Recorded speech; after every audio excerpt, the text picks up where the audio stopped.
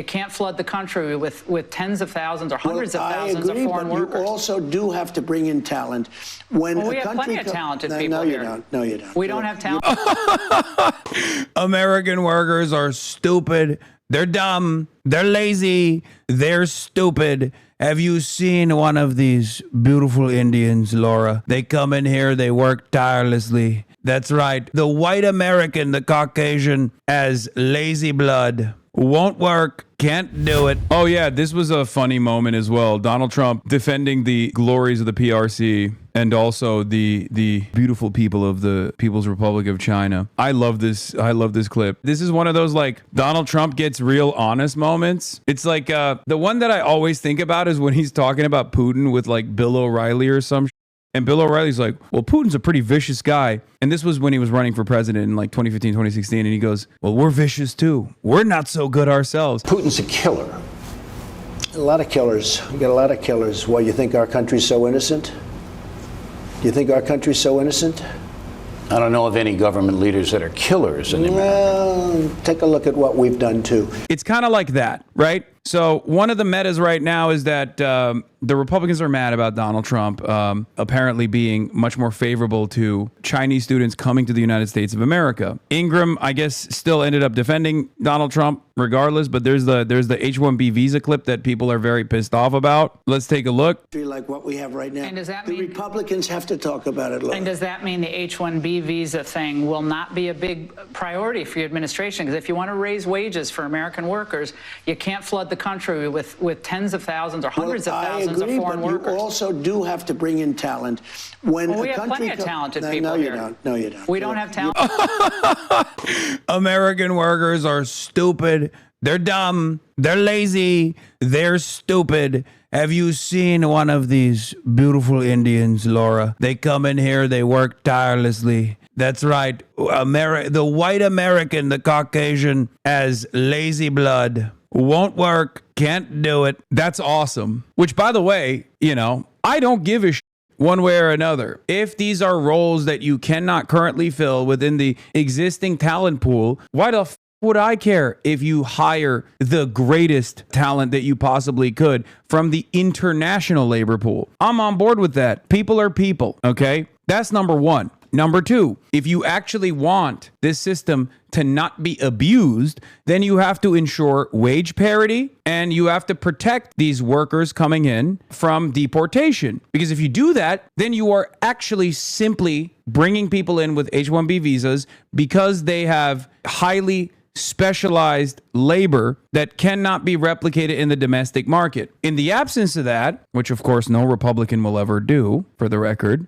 but in the absence of that, yes, companies will continue abusing that structure to get more compliant employees that are fearful of deportation if they don't play ball, if they don't work long hours, right? They will never demand higher wages. They will never demand back pay. They will never make the same demands that the domestic labor force can make because they don't have that additional externality. They don't have that additional stressor. The domestic labor force is not in fear of deportation. They're simply in fear of lack of health care, which is a really good motivator in the minds of the capital owners, right? You lose your job, you lose your health care, or you can't make payments on your student loan debt. These are ways to make the domestic labor force more compliant with the exhaustive exploitative practices that capital owners implement in an effort to extract higher profit margins. No amount of super profits is enough for our capital owners, and that's why they want more subservient laborers in these highly specialized fields in many instances, and that's how the H-1B visa is exploited. You don't have certain talents, and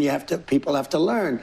You can't take people off an unemployment line and say, I'm going to put you into a factory where we're going to make missiles, or I'm going to put How did we ever do it before?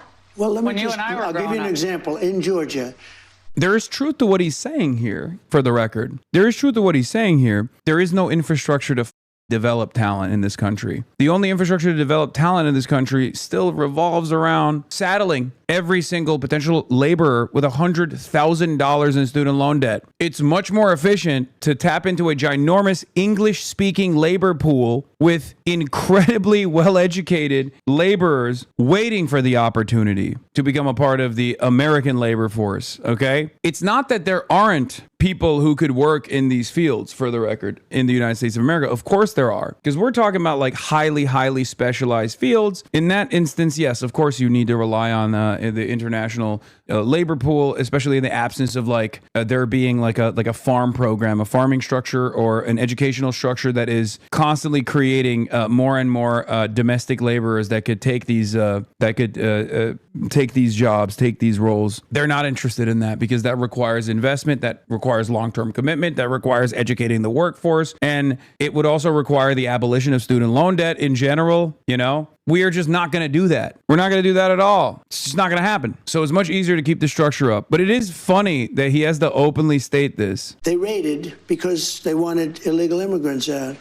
They had people from South Korea that made batteries all their lives. You know, making batteries are very complicated. Yeah, all their lives, these guys from South Korea, they love making batteries. Laura, believe me, they love making the battery. I love batteries. I love batteries, Laura, believe me. And you know what? You know who loves batteries? South Korea. They make them. And it's not an easy thing and very dangerous. A lot of explosions, a lot of problems. They had like 500 or 600 people, early stages, to make batteries and to teach people how to do it. Well, they wanted them to get out of the country. You're going to need that, Laura. I mean, I know you and I disagree on this. You can't just say a country's coming in. Who's they, motherfucker? It's your admin that did this. Like, that's the other thing. It's like, it's Stephen Miller, brother. That's your guy. Like, who is they? I'm sorry. I do not believe the American White House currently, the American federal government currently is this decentralized. I think he's just abdicating responsibility because he knows it was an incredibly stupid thing that he did. Because that was your ICE that conducted an operation in the facility, in the South Korean facility. Basically, a couple weeks after you had the South Korean leadership in the White House and you made them commit billions of dollars in IOUs to investing into, American development and American industry. And then 2 weeks later, it was such an insane thing when we covered it. Like, I couldn't believe it. It was like literally, I think it was like actually a week after Donald Trump had the Korean leadership. And then they went in and they chained these guys, right? You invest $10 billion to build a plant and going to take people off an unemployment line who haven't worked in 5 years, and they're going to start making missiles. It doesn't work that way.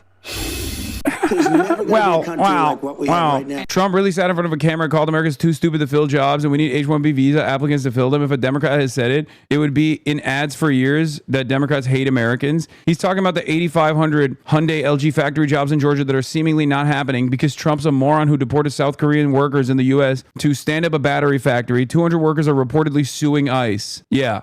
Rare Trump L, brother. Why'd he say that? Yeah, what do you do in that situation if you're a Trump guy and you hear him saying that on Fox News? You go, yeah, that's right. I am stupid, my president. President Trump, you are right. I am stupid. As a product of the Ivies, let me tell you, Chinese students are going to stop coming while Chinese universities are going to start lobbying the Western elite. Why am I talking like... Why do I have an Irish accent all of a sudden? Chinese universities are going to start lapping Western elite institutions. They'll still send their fail sons to Harvard and Yale, though. Lol. Number one, Chinese people are Ameriboos, just like I am. They have great respect and reverence for America. Chinese foreign policy throughout history has always, gone back and forth, but usually aligned with the United States of America at times, right? And China has always looked to America as a prosperous nation. There are a lot of aspects of like modern Chinese culture that is very American adjacent as well. Now, of course, they have a rich tradition, long history, Confucius principles, all that stuff. But like there is some American style attitudes, especially when it comes to like commodity consumption, right? Like this is unexpected in a place like China, or even a car reliant infrastructure in many ways as well. I've talked about this before. And because of that, there has always been great respect for sending your children to Western institutions, specifically the American Ivies. That's a huge thing in China. Being able to send your highly educated children to Harvard, especially, like the American Ivies especially, is a big deal, right? It's a sign of prestige. It's a sign that you have, you've done it's a status symbol. You've done the ultimate thing, right? Having said that, these last couple of years have actually, from what I understand, kind of shifted the Chinese attitude towards the Ivies a little bit. Apparently there was like a Chinese valedictorian or something like that gave a commencement speech at Harvard, and it was actually critically panned for the first time ever. What was supposed to be a moment of great respect, oh, look, a Chinese person is like speaking and delivering a commencement speech at Harvard, was apparently very critically panned by the Chinese. And part of that was because it came across as insincere, apparently. And the other reason is because the prestige of the Ivies, specifically even Harvard, the most significant one, right, is kind of going away, especially as Chinese institutes of higher learning are making waves. They are becoming more influential, more prominent institutions of higher learning in the global stage. And I remember looking at the top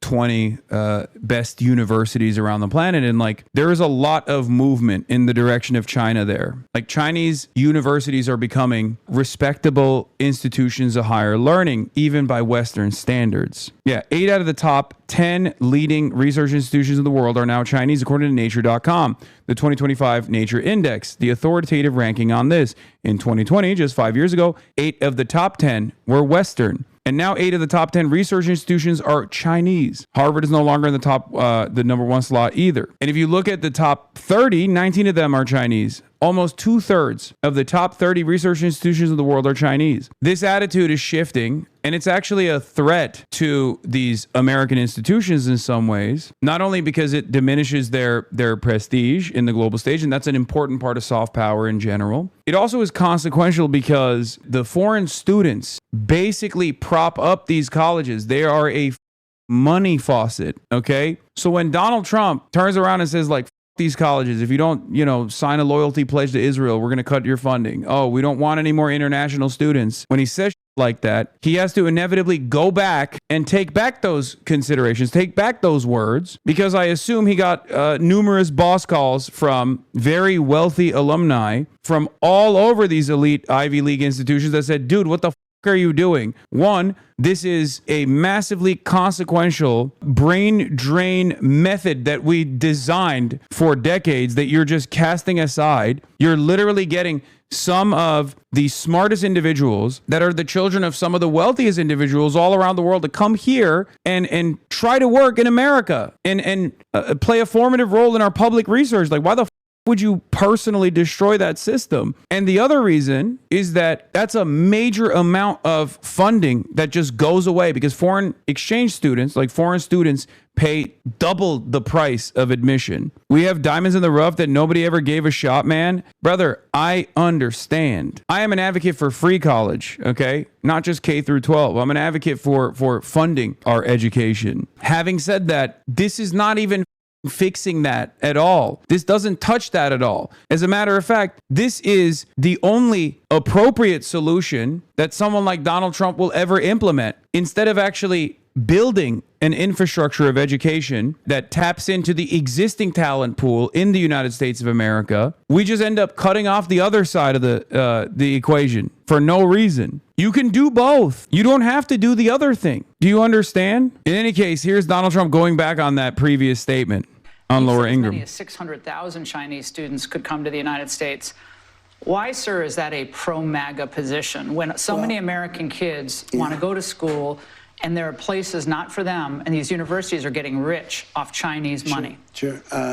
Never said about China, but we do have a lot of people coming in from China. We always have, China and other countries. We also have a massive system of colleges and universities.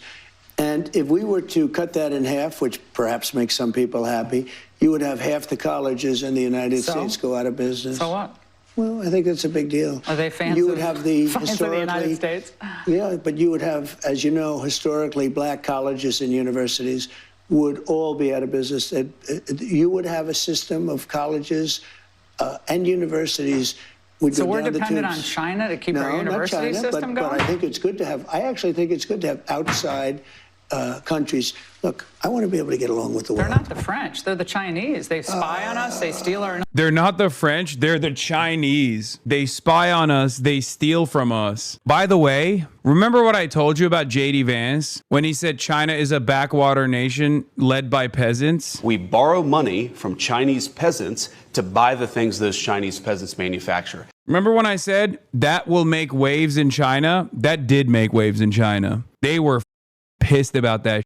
So they do actually pay close attention to the xenophobic language. They do pay close attention to like this kind of racist nonsense, and it does piss them off for sure. They're not the French. They're Chinese. They steal from us. Is ridiculous, dude. It's just pure unfiltered racism. What, do you think the French are better?